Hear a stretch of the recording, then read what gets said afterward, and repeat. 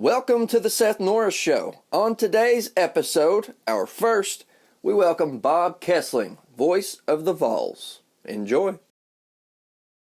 First of all, your recent Hall of Fame induction, what was that honor like for you? Well, it was really special. Anytime you get honored by your peers, I think that makes it even more special. And it was great. Had a bunch of family and friends there, and people that were really close to me, and people that had helped me along the way, and to get to this point. So yeah, it was special, and it was a great night, and we had a lot of fun, and there were a lot of other great recipients there as well. So it was just a great night to celebrate radio in the state of Tennessee, and so we had a lot of fun. And you mentioned the scrimmage tonight. Football season's coming up. Do you still get a little, doing it as long as you've been doing, do you still get a little jittery and nervous with the season coming up? I don't know if it's jittery and nervous. I know on game day you get the same butterflies that you get when you used to play. I've always said that broadcasting is the next best thing to playing, and because you still have to, when you're playing football, you've got that whole week of buildup, and you got to get ready every single day, and you do different things, and you got to be ready by the time Saturday rolls around. And the same thing when you broadcast. You've got so many things you've got to do each day of the week to be prepared for Saturday. So, and then when Saturday comes, you get those butterflies, and then when you call the first play, they all kind of go away. So then you concentrate on what you're doing. But it's special, and this time of the year, you kind of get overwhelmed a little bit about trying to be prepared and trying to get everything going and trying to get back in the routine. And there is a routine to it when you get ready to do games. But that it's studying the players and studying the different. Heck, now this year, all the different number changes you've got. Everybody's got a different number, so you got to memorize those. So. But it all falls into place, and it all kind of takes care of itself as long as you stay on top of it. Yeah, I was about to ask about the number situation. Have you ever in your life seen that many number changes? Well, of course, I was just getting over the double numbers. That's the other thing you got to get used to.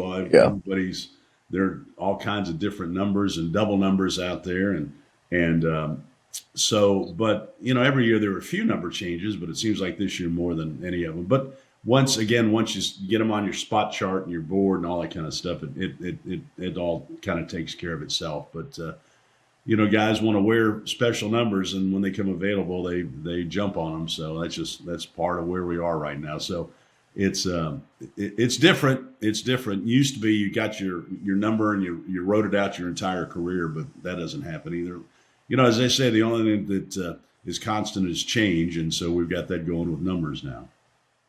Yeah, and you've seen a lot of change during your tenure as being an alumni, being someone who loves the university. I mean, how good does it feel now to be in the spot we're in as a whole, really, in every program, and just to have some optimism going into a new year? When I was hired, Coach Doug Dickey told me on the first day we went out to lunch, and he told me something. He said, I want you to remember this. He said, when a program has tradition and pride, that never graduates. And I've always remembered that. And he mentioned, there's schools that sometimes their programs will dip, but the ones with pride and tradition always bounce back, because the people that love it and love the university won't allow it to be down for too long. And I think that's the case right now. I think that the fact that, people got frustrated with the football program struggling so much, and now you got to find how to fix it and get the right guy in there. And Josh Heupel has done a wonderful job. Basketball the same way. It's about coaches. It's about people. It's about leadership. And I think Tennessee has a great group of coaches that are great leaders. And that's why you have this success. But it all boils back to you get to the point where the alumni and your supporters just will not allow it to flounder any longer. And tradition and pride brings you back. And that's where Tennessee is right now. And obviously, with the job you have, you're going to love it regardless. But how much more enjoyable has your job been, being surrounded by such a good group of Yeah. humans. It's, not just good coaches, but it seems like great people. Well, Seth, nobody wants to go through being miserable and losing games. And we all remember the Georgia State game. That was probably about as low as it's ever gotten around here. Yeah. But you just had hope that everything would bounce back. I've never been around a football season, even back to the days when I was in school here at Tennessee, that there wasn't that hope that maybe this is the year, that just maybe this is the year that you win the SEC and you go on to have a great run and maybe make a run to a national championship. It's like that every single year, even when you know that maybe your team's not that good, but you hope maybe you can catch lightning in a bottle and this will be the special year. And that's what makes college football and college sports so special, because you always have that hope. Maybe this is the year. Maybe this is the year that they're going to win a championship. And that's kind of what keeps you going. And then sometimes you get midway in the season and it's not going to happen. And then you just try and get to the finish line. But for the most part, every single football season in August, since I've been around, you've always had that hope that maybe this is going to be that championship season. And maybe, 1985 all over again, 1998 all over again. You just hope that maybe this is the season. I think Tennessee fans have that hope this year. They're hoping that maybe Nico is the guy that everybody expects him to be, that the depth in the offensive and defensive lines is finally where it should be to be an SEC contender, that the receiving core is going to be as good as we all think it's going to be, and the defense can get the ball back for the offense. And so you have that hope, and now we'll find out pretty quickly as we get through September, how good this team can be. And I'm sure you're used to it now, but early on, was there any adjustment on your end calling these football games with this high-paced offense?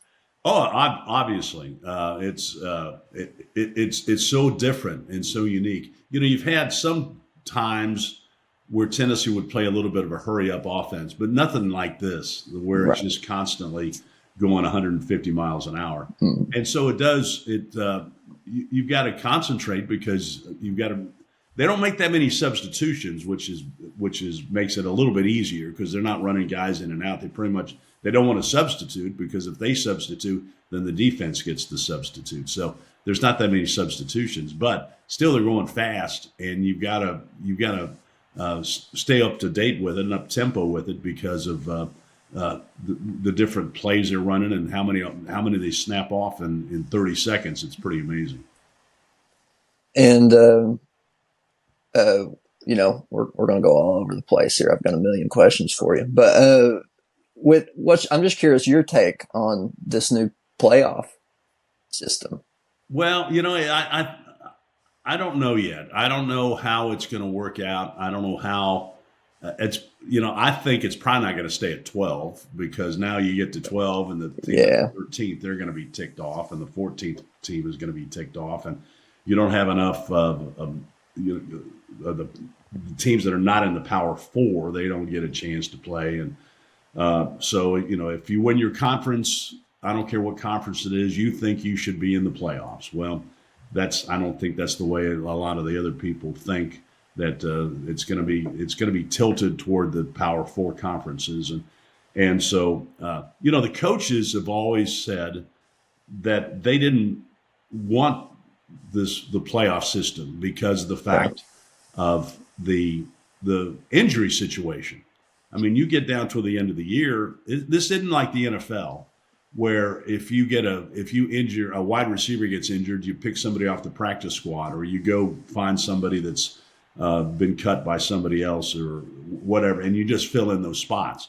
Well, this isn't like that. When you get down, and that's why they're talking about going to 105 or 110 players, because of the fact when those guys get injured, you can't replace them. You've got to find somebody you've already got on your roster that will help. And when you get down toward the end of the season, the injuries stack up on these teams. You lose running backs and you lose wide receivers, and a quarterback gets banged up, and it's a lot different. And when you start adding, 2 or 3 extra games, that's a lot of wear and tear on these guys. But we'll see how it plays out, and we'll see. But I think once you get to 12, then you're probably going to go to 16, and then we'll see.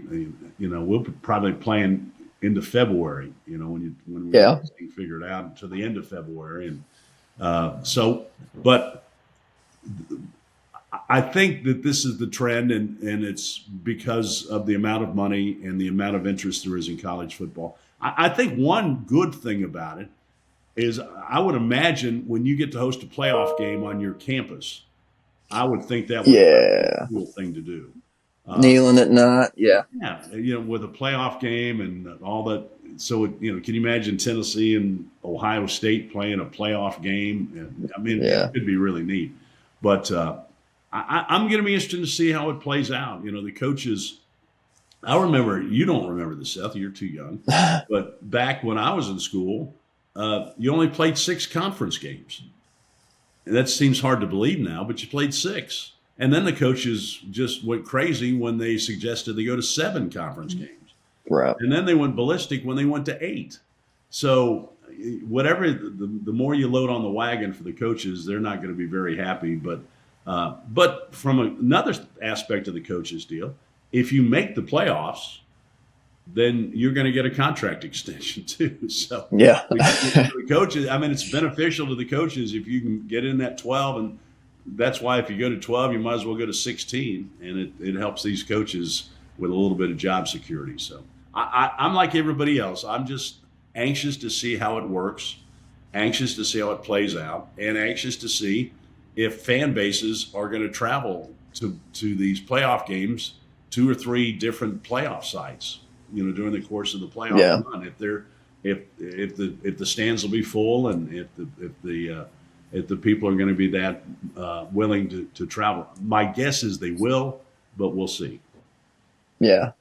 And as you've already mentioned, seen a bunch of changes since you started being involved with this. Mm-hmm. I'm a little worried to see where it's going, but from then to now, I mean, is it pretty crazy to see where we're at now, or do you have any concerns about where the sports industry is kind of going? Not necessarily just football, but I mean, even all the other sports. I think everybody has a concern exactly where it is going, where it's going to, it's funny. I was kind of reflecting back on this a while back. Everybody got upset when they went to leather helmets, and then they went to plastic helmets, and then they put face guards on them, and then suddenly they added scholarships in the 50s. Yeah. And we thought that was going to ruin college football. We put scholarships in there. And then Title IX comes along. Well, that's going to destroy college football because all the money is going to be going to women's sports, and we can't have that. Yeah. All that. We've survived that. We'll survive this, and everything will be different. But the NIL and the transfer portal has been a drastic change, to the sport, and it's been a drastic change in terms of recruiting. And if you're a coach and you got a chance to go out and get a linebacker that's played 2 or 3 years in college football, why would you recruit a high school kid? And so those things are changing the landscape a little bit. And, some of these players they finished their college career and they played at 4 or 5 different schools. I'm not sure that's what the whole aspect of college athletics is supposed to be about, but that's where it is, and it's not going to change. Yeah. And the horses are out of the barn, and you're not going to get them back in. So, but it has been a drastic change over the last 3 or 4 years. And it's going to be more drastic as the coaches kind of get their arms around and their head around the transfer portal and the NIL situation and how you're going to deal with it. I think basketball has probably done as good a job as anybody in dealing with it because these coaches now have been able to go out and figure out how to, and Rick Barnes has been at the top of the list, I think, going out and finding out what you need and going out and finding somebody like Dalton Connect and some of the guys that he's brought in this year. I mean, I don't think Tennessee's, you lose Dalton Connect, you think, oh my gosh, your program's going to slip back a couple notches. But the way Rick Barnes has gone out and refilled and restocked this roster, there's some thought that this team might be better than last year's team because of the fact that he's been able to go out and get veteran players and 4 really established players. And so college basketball has kind of figured it out a little bit. Now, if you're a mid-major, it's terrible because, Right. well, Dayton, for example, last year makes a great run in the NCAA tournament. They beat Nevada, and everything's great. They lose all 5 starters, 4 of them to the transfer portal, 1 to the NBA. So they got to rebuild their whole program, and that's going to happen to a lot of these mid-majors. That they're going to get a good player, and suddenly that good player has a good year. Well, he's gone to a Big Ten or an SEC school. So that's another adjustment that college basketball is going through. But the teams at the top, I think, have figured it out pretty good. Yeah. How do you think Miss Pat Sumitt would have fared with this stuff? I think she would have adapted. Pat Sumitt, and I was blessed to be around her for a long time doing her games. I guess for 18 years or 20 years or something like that. I forget how long it went, but she adjusted to everything. And the story about Pat is so interesting because everybody thinks that she was just from day one this great championship coach. Well, she went to the Final Four 7 times before she ever won a championship. Yeah. And she got to the point where people were thinking, well, Pat's a good coach, but she can't win the big one. So what did Pat do? She went to up to Chicago, and she got with Phil Jackson and learned how to run the triangle offense because she had Shamika Holtzclaw, and she wanted to get shots like Michael Jordan was getting in the triangle offense. She knew she had to play zone defense. She hated it, but she knew that she was going to have to play some zone defense just to throw a change of pace at teams. And so she went up and spent time with Jim Boeheim to learn how to play defense. And she adapted and she adjusted. And when the game was making changes, she made changes. And so I think Pat would adjust to this very, very well. And her teams would still play at a championship level because that's what she insisted that her teams do. Obviously, you got better insight than most do. But just curious because she kind of put it on the map. Kind of curious what you think. Her thoughts would be right now with this newfound popularity with the WNBA and this Caitlin Clark craze and the popularity of women's sports just blowing up right now. Well, Pat was always a big proponent of advancing the sport. I mean, when she started coaching, and I was doing the games back in the 70s, 125 people at Stokely Athletic Center was a pretty good crowd. And then suddenly she sells out a Texas game at Thompson Bowling Arena. And she'd play anybody anywhere. And, she started basically when you talk about the Old Dominion series in Stanford, Texas. She played all those teams. And then when this guy named Gino Ariema shows up, well, she plays him and basically helped put Connecticut's team on the map. And she kept playing him. Even when he started getting the upper hand in the series, she kept playing him because she thought it was good for the sport. And she thought it was good for women's basketball. And she was a huge proponent of anything that she could do to help the sport. We were doing a game, Seth, at doubleheader game at LSU. So the women were playing the first game, and this was Pat Sumitt against Sue Gunner, 2 Hall of Fame coaches. And the men's game was on television. Now, that was back when it was the JP Game of the Week. And if you got on that SEC Game of the Week, that was a big deal because there was only one game a week that was televised. So the men's game was the game of the week and sold out arena and all this stuff. So the women's game goes down and goes into overtime. And so the athletic director at LSU brought the 2 coaches together and said, okay, here's the options you got. We got to start the men's game on time. So you can either run the clock 5 minutes without stopping it, or you could play the overtime game after the men's game. What do you want to do? Well, Pat and Sue Gunner were both just outraged at this. And they decided to go ahead and play the game with just a 5-minute running clock. LSU won. But that never happened again in women's basketball. Pat Sumitt made sure that never happened again. And she would fight battles that other coaches could not fight because they didn't have the bully pulpit. They didn't have the voice that Pat had. Pat also had the great support of the university. I mean, Bob Woodruff created separate departments, and they funded the women's athletics department. And Pat Sumitt was able to do a lot of things that other schools couldn't do because University of Tennessee really got behind women's sports. One of the first schools actually to really jump in there with both feet to support the women. And Pat Sumitt took advantage of that. And she was just a champion for women's basketball and for women's sports in general. And she would stand up when there was something that wasn't right, and she would fix it, and she would fight battles that other coaches couldn't. And I always respected her for that. Yeah. It's time flies. Can't believe it's been as long as it has since she passed. But basketball, Lady Vols, football. Do you have a favorite between the two? It's calling. Which of your kids do you like the best? It's one of those types. Yeah.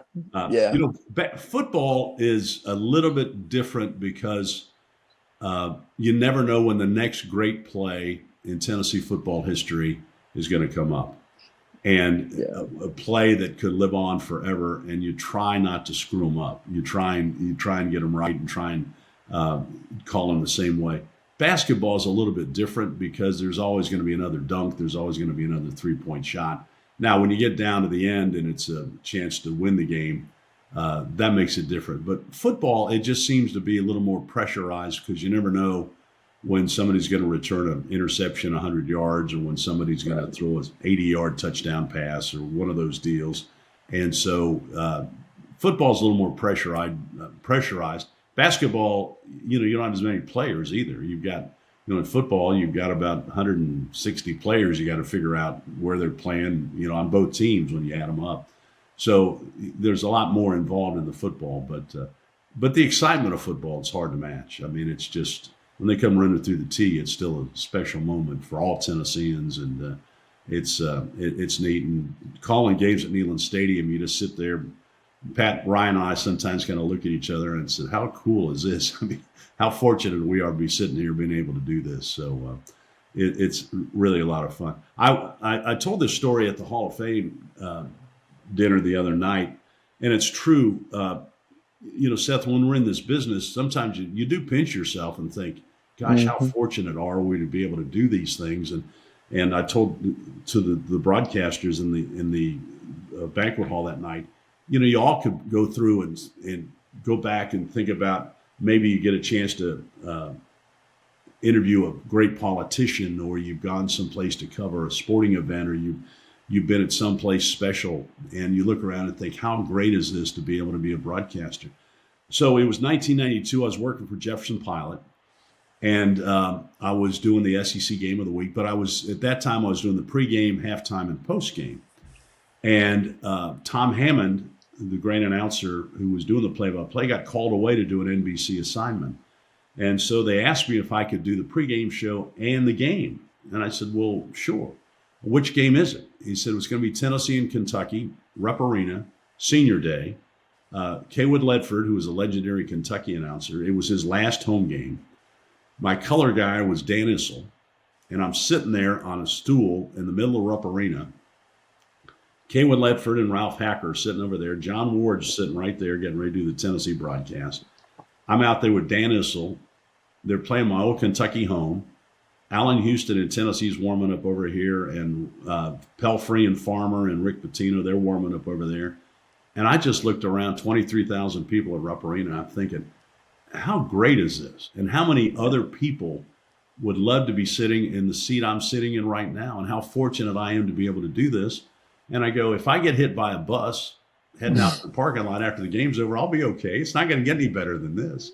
And it was just an amazing feeling. And it just hits you how great a profession this is, that you're able to do special things like that. And so whether it's Tennessee, Alabama, or whether it's a Tennessee NCAA tournament game, or whatever, a Tennessee baseball game I get to do on TV, you never take it for granted because it's just so great, this profession we get to do. And it's just amazing. I've been so blessed and fortunate to have so many great opportunities down through the years. Yeah, and I mean, I would have to obviously ask about Mr. John Ward and the role he's played in getting you here. I mean, just what was it like to work with him and, have his trust to be the voice of the Vols? Well, it was an amazing experience. I had two guys that really helped me a lot. One was John Ward, obviously, and the other one was Lindsey Nelson. Yeah. And those are two pretty good role models to have. Not bad at all. And so when I was in school, I got a job, talked myself into a job with the old Knoxville Sox at Bill Meyer Stadium. And Ernie Robertson was the director of photography at UT at that time, but he was a big baseball fan. Now, back in the 70s, 74, 75, like that, you basically had a manager. You had no hitting coach. You had no pitching coach. If you got into a slump in the minor leagues at that time, good luck. Just you got to get out of it yourself. And the ones that couldn't got cut, and the ones that did would make the major leagues. But Ernie would bring his camera out, and he would film the pitchers behind the plate. And I'd sit there and talk to Ernie, and then we'd go over to UT, and he'd show the pitchers their watch them so they could correct themselves. And it was amazing how many pitchers during that time from the White Sox organization made the big leagues. Steve Trout and Rich Dotson and Ken Kravick and Larry Monroe, just a whole list of guys. And they credit Ernie for being able to help them get to AAA and then on to the big leagues. Well, I befriended Ernie, and they needed a film editor on the Bill Battle show. And the film editor basically shot all the games on film back then. And when they stopped the camera, they would put a little flash frame on it. And my job was to take a pair of scissors and cut out that flash frame and glue it back together. And I got paid, I think, $15 a game. Ward thought I was overpaid, but I really enjoyed. But I tried to do the best I could. So John noticed that, and then about a year or so later, he needed a spotter, and that's how I got involved with the Vol Network. And I was John Ward's spotter for like 15 years. But I sat next to him, and I learned how to do games and how to frame games. John had his law degree, but he never practiced law. But he got his law degree so he could learn how to organize, and helped him in his advertising business. But he would have a notepad, and it'd be that thick. He'd use maybe 20% of those notes, but he had them. I mean, and he typed them out. Every single page was typed. He didn't write anything down. It was all typed. So his organizational skills were something that really amazed me. And he always said that prep work, when you get tired of doing the prep work, you need to quit doing the games. And he loved doing the prep work, and I enjoy it too. I think it's great because you get to learn a lot, and you dig as much as you can to find out information you think will be interesting. So I was going to be a junior. Oh, no, excuse me. I just got through my junior year. I was going to my senior year of college. And I got a job offer up in Lexington to be a weekend TV anchor at Channel 18. They were starting a new weekend newscast. And I had a buddy up there, John Henderson, and he wanted to know if I wanted to be the weekend sports anchor. I said, well, yeah. So I went up there and I interviewed, and they offered me the job. And I'm driving back down I-75 and thinking, okay, here's what I'll do. I'm going to drop out of UT, and I'll go up to Lexington. I'll be the weekend sports anchor. I'll enroll at Kentucky. I'll finish my degree at Kentucky, and we'll be off and running. This is going to be great. And so I came back and talked to my girlfriend, who's later my wife, and I said, what do you think? Do you want to move up to Lexington, and we'll both finish up at Kentucky, and what do you think? She said, well, I wouldn't mind doing that, but why don't you go talk to John Ward, see what he thinks? Oh, he'll love this idea.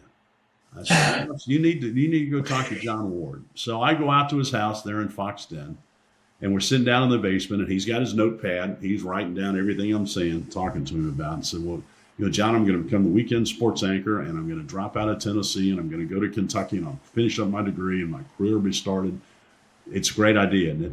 And he sat there for a second, long pause, and he goes, are you crazy? Are you absolutely out of your mind? He said, your senior year of college should be the best year of your life. You should have all the fun. The pressure of graduating should be off. You take classes that you want. You just should be the best year that you ever had. Why would you want to drop out and go to Kentucky? He said, if you're any good when you graduate, if you're any good at all, you'll be able to find a job. And there'll be better jobs than a weekend sports anchor in Lexington. You need to stay here, finish your degree. And he said, on top of that, if you got a chance to get your degree from the University of Tennessee, why in the world would you want one from Kentucky? And that kind of resonated with me. And so I turned the job down, and I called them and said, well, I'm staying in Tennessee. And their response was, are you crazy? What are you doing?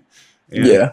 So, but anyway, I stayed. It turned out to be a great decision to stay. And then I was able to befriend Lindsey Nelson when I was at Channel 10. Lindsey did a thing called Lindsey at Large. And these were 3-minute vignettes, and they weren't about sports. They were about why is Gay Street named Gay Street? What about the organ at the Tennessee Theater? Yeah. Where is General Neyland buried? I mean, all these things that had nothing to do with sports. And Lindsey would show up, and it was one take. You could set your watch to it. It was 3 minutes, and it was amazing just to watch him work and how he did things and the emphasis he put on different. So here I am. I'm 28, 29 years old, sports director at Channel 10, and I walk into my office in the afternoon, and there's Lindsey Nelson sitting in my office reading the newspaper. I mean, how unbelievable was that? He told me a couple of things that I've always remembered. He said, when you're in this business, don't worry about the money. When you get good enough, they'll throw it at you. Yeah. Which is true. And the other thing he said, you're going to get one break in this business. Will you be ready for the break? Will you have worked hard enough? Will you have prepared hard enough? Will you be ready when that break comes? And when he told me that, I was thinking, well, okay. But, I saw it so many times that people would get an opportunity. For example, with Jefferson Pilot, they bring some announcer in, and they weren't ready. And you could tell they weren't ready. They didn't know how to interview people. They didn't know how to ad lib. They didn't know how to do things. And you saw when they bring people into Channel 10, they weren't ready. And because they hadn't worked hard enough. And that always stayed in the back of my mind, that every day you got to work and try and get better at this business. And but Lindsey was he would when his wife died, he did the Mets. Everybody remembers him doing the New York Mets, but he actually finished up doing the Giants because he wanted to live in San Francisco. And then when he retired from doing baseball, he moved back here and lived up on Cherokee Bluff and had a condominium up there. He said he would get his glass of orange juice in the newspaper, and every morning he'd walk out on the back porch. He would salute the general, and then he would start his day. And he was fabulous. And he would eat at, there used to be a restaurant called the Regis on 17th. Yeah. And I would get done with my 6 o'clock newscast at Channel 10, and I'd drive by there to see if he was eating. And they used to eat there all the time after his wife passed away. And I would go in there, and I'd barge in on him. I hope I didn't annoy him too much, but I just enjoyed being around him and talking to him. And so I just barge in on him, and he was always welcoming. I always tried to buy his dinner. He'd never let me buy his dinner. But we would sit there and just talk about his experience in the war and his experience doing different things, his experience with General Neyland and how he named the Vol Network and all those type things. It was just fascinating. And more importantly, Lindsey kind of taught me a lot of lessons about how to conduct yourself when you're out in public and how to act like a broadcaster. And that really helped me as well. So John Ward and Lindsey Nelson, I mean, I'm still indebted to both of those guys for how they helped me and just to become a broadcaster. Well, thank God for your wife, right? Exactly. I would have been up in Lexington floundering to this.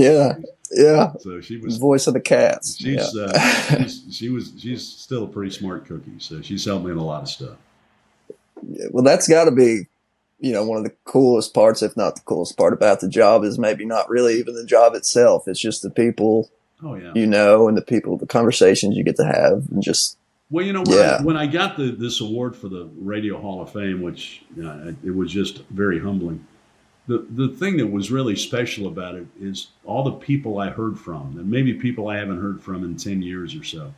But I got notes and text messages and from young broadcasters that maybe I had a little bit. I used to do a broadcast camp over at UT, and there were a bunch of guys that came through that broadcasting camp that have gone on to have really good careers, and they've reached out to me, and that's what makes it special. I mean, the award, it's a plaque. I mean, it's great, but it's the people that you reconnect with, and the people that you talk to, or and people that you befriended down through the years. That's what makes these things special, because you kind of reconnect and you reunite with these people that have played such a big part in your life.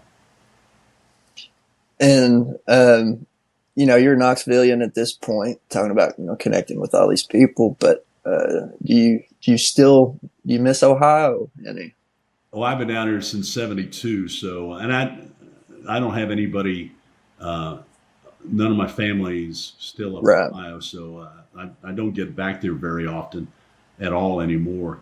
But it played a big part in my life growing up, and I guess my high school football coach, I miss him the most of anybody, and he passed away about 5 or 6 years ago, and he was a guy that kind of kept me on the straight and narrow, and kind of made sure that you didn't quit, and you fought through things, and we had good high school teams, but we played way above our heads just because of him, and it was so that I miss him, and I wish he was still around to kind of kick me in the butt when maybe I'm slacking off a little bit, because he would surely do that. But it was of course I went to high school with my wife up there, so that's special, and then so we've been together for a long time. But it was it was interesting.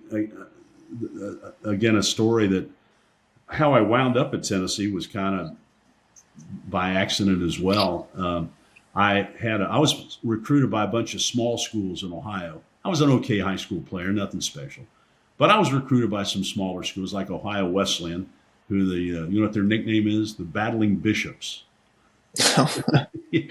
And then Heidelberg was the Student Princes. Those guys don't really get you too fired up to go out. I can get behind the Battling Bishops, but I don't know about the Student Princes. Well, you don't think bishops out there fighting people, but I guess they were battling bishops. So, but anyway, I was going to figure out where I was going to go. I got some letters from Bowling Green and Toledo, and so no offers, but they got letters, and I was trying to talk to them to see if there's somehow I wind up at one of those schools, and I had one of my best friends. His dad knew Ray Mears when Coach Mears was at Wittenberg, which is in Springfield, just outside Dayton.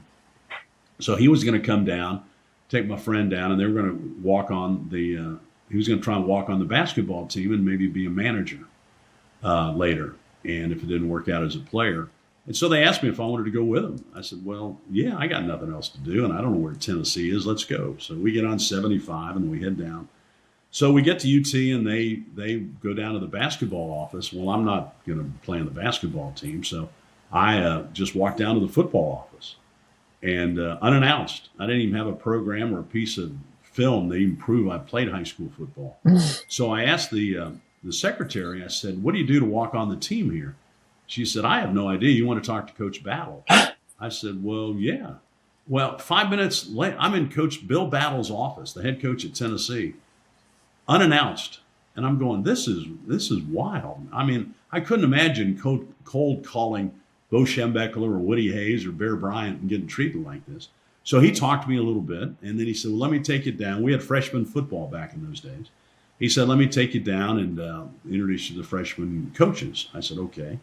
And so it was Kurt Watson and Don McCleary, who were two really, Kurt Watson was a great running back at Tennessee. McCleary was good as well. But they were the freshman running back coaches. I played fullback, and they put on a tape and a film, and they showed me how the offense worked and how Condredge Holloway was going to run the veer and what the fullback did in the veer and how important he was and this kind of stuff. And then they walked me back down to Coach Battle's office, and he handed me a workout sheet. I think what he was doing when I was down with Watson and Coach McClear, he was probably checking on me. As it turned out, they were recruiting 2 players from my high school. One of those was Chet Moeller, who eventually went to Navy and is in the College Football Hall of Fame. So he was really. So I think Coach Battle during that time figured out that maybe I could play a little bit, and but he handed me a workout sheet and said, if you can get in school, we'd love to have you as a Tennessee volunteer. And so I called my dad. My dad was a drum major at Ohio State, so he was with the marching band and all this. So he's a big time Buckeye. And I said, Dad, I think I'm going to go to Tennessee, walk on at Tennessee. And he goes, Tennessee? He said, if you're going to go to a big school, you need to go to Ohio State. I said, well, Dad, it's cheaper for me to go to Tennessee out of state than it is to go to Ohio State in state. And his next response was, go Vols. So, Yeah. but that's how I wound up at Tennessee. And I got to play quite a bit on the freshman team. And we played Alabama and we played Notre Dame. Larry Severs was on our team, and Ronnie McCartney and Randy Wallace. And we had some good players. And I had a blast playing. But after that year, I knew I was not going to be a great player in the SEC. And then you got to make that decision. Do you really want to make that big sacrifice to hopefully maybe in 2 or 3 years be on the kickoff team, or do you need to get on with your life? And I just decided I needed to get on with my life. But I stayed at Tennessee and I got my degree, and then I started working at as I mentioned, the Knoxville Sox. But through that, I got a job at WIVK. And so when I was in school, I was working all the time. I was refereeing intramurals. School was about 5th on the list of things I was doing. But I got through and I got my degree, and it's worked out really well. And, the one thing, Seth, about my career, I think that I've been the most satisfying is, as you know, the guys that you talk to in this business, you got to move around. You got to find out where the jobs are, and you got to, sometimes you've got to move to a place because it's maybe a better job. But I've never had to move. I've been in Knoxville the whole time, and I've done a lot of great things, but I've never had to uproot my family. My kids never had to move when they were in high school, and so for that, I've been very pleased and blessed, and it's been special. I didn't have to disrupt my family. Like, I know so many guys that have to pick up, and then maybe their kids are sophomores in high school, and they got to pick up and move and put them. Right. And that's really tough. And I was just so glad I never had to do that, and I was able to be able to stay here in Knoxville and have a really solid and a good career and do so many different things that I never envisioned when I first took that job at WIVK that it would ever wind up like it has. But I've been very fortunate. Yeah. I imagine probably not, but did you ever have the itch to try something somewhere else? Maybe try to call some make your way to the NFL games or whatever it may be? Not really. It sounds crazy, but not really. When I was at Channel 10, I was just learning how to do TV, and I stayed there, for I guess 7 or 8 years, and then I got the opportunity to do Jefferson Pilot, which is now what the SEC Network is, and so I was able to do SEC games, and I thought, gosh, this doesn't get much better than this, and so of course I was working 7 days a week because I would leave on Friday to go do the prep work for the SEC game, and then we do the game on Saturday, and then I'd fly back. Well, I had to work at Channel 10 on Sunday. And then I worked at Channel 10 Sunday, Monday, Tuesday, Wednesday, Thursday, and then I take off again. So I was working 7 days a week from August until the end of basketball season.